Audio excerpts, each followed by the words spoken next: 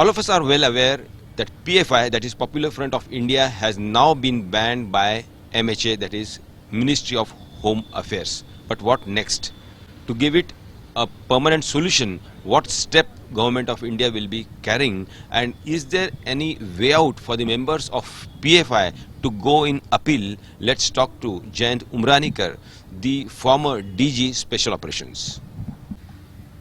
Well, normally there is a tribunal, and the matter has to go before the tribunal, and the evidence will have to be produced before the tribunal before the ban is finalized.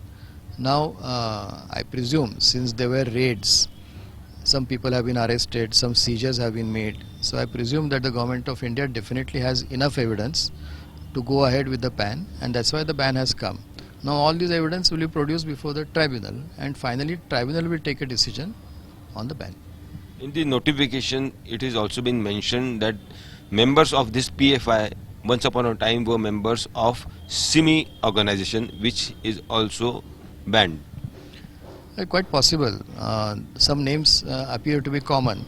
So I presume that there is some linkage with the previous SIMI organization and PFI.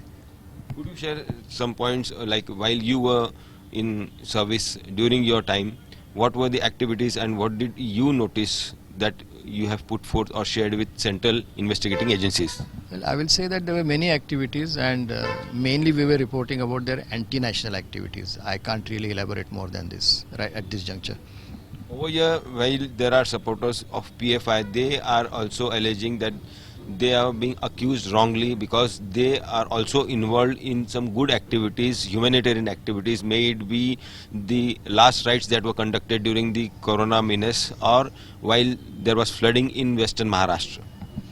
Well, there are some organizations that are Janus-faced. They have two faces. One is a very humanitarian kind of phase, but the other is a very destructive phase. So I have also heard that PFI has done some good work during floods and during other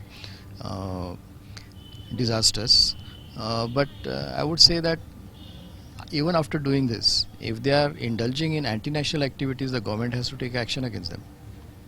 Notification also says that the way brutalities were carried out on common man by members of PFI.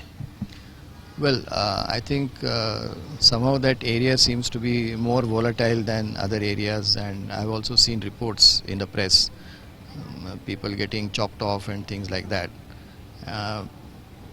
In the past also, I think during the Khilafat movement, there was a Mopila rebellion when again very inhuman atrocities were committed on the common population.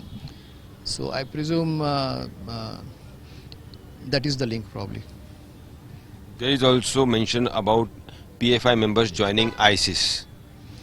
Well, if the government says that they have joined ISIS, government I'm sure would be having enough evidence to say this. But is there any solution, because once this organization is being banned, there are possibilities that the members of the same organization might come up with some other name. So is there any way that those people who seem to be common, may it be SIMI or PFI or any other organization that might crop up, is there any way out that you can ban that particular person? What I've heard is that now PFI has been dissolved. Their general secretary has said that they are law-abiding citizen, and since the organization has been banned, they have dissolved the organization. And it has come so fast, I presume they probably have some other plans also, and another organization might come up. But ultimately it depends on what kind of activities that organization conducts. And the name does not really matter. In UAPA there are also provisions to individually declare a person as a terrorist, but that is only after there is enough evidence to show that this person had participated in terrorist activities. Right now I don't see that link in PFI. Investigating agency might be approaching tribunal to give this ban a permanent solution. Is there any way out for the members of this organization that they can also go in appeal? They are free to in fact put up all the evidence that they have on their side. We have a criminal justice system, and I think even our tribunals are very impartial.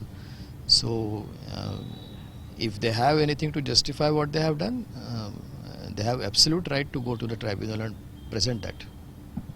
So you have heard Jayant Umranikar sir, retired DG Special Operations, sharing important information about PFI, also about organizations that were there before PFI.